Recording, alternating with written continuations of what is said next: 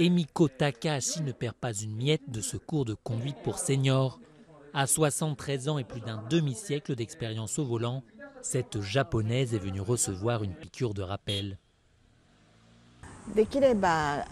Si j'arrive à garder la santé, j'aimerais continuer à conduire pour des courts trajets jusqu'à mes 85 ans. Pour la vieille dame, conduire est un impératif. Elle doit régulièrement amener son mari octogénaire à l'hôpital. Emiko n'est pas un cas isolé, car en dehors des plus grandes villes, impossible pour un senior de se déplacer sans voiture. Si vous avez la chance d'habiter dans une ville bien desservie, tant mieux.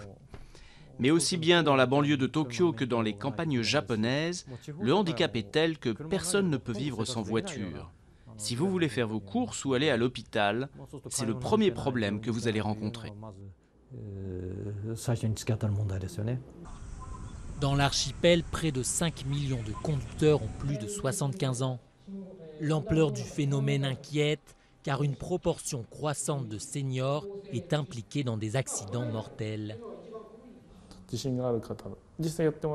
Le fossé entre la confiance que le conducteur peut avoir en lui et ses réelles capacités se fait de plus en plus grand avec l'âge.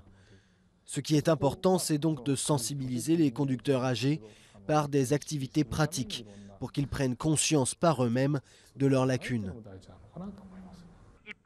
Gouvernement et police ont aussi passé la vitesse supérieure. Les campagnes de sensibilisation pour inciter les personnes âgées à rendre leur permis se multiplient.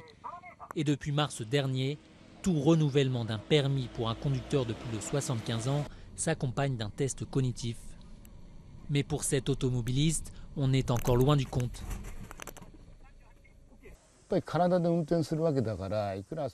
On a beau avoir toute sa tête, c'est surtout avec son corps que l'on conduit. Il faudrait des épreuves pratiques très poussées, et si tu ne les réussis pas, c'est fini pour toi.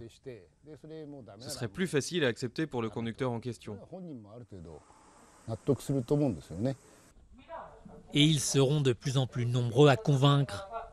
Selon les estimations officielles, près de 40% de la population japonaise aura plus de 65 ans en 2050.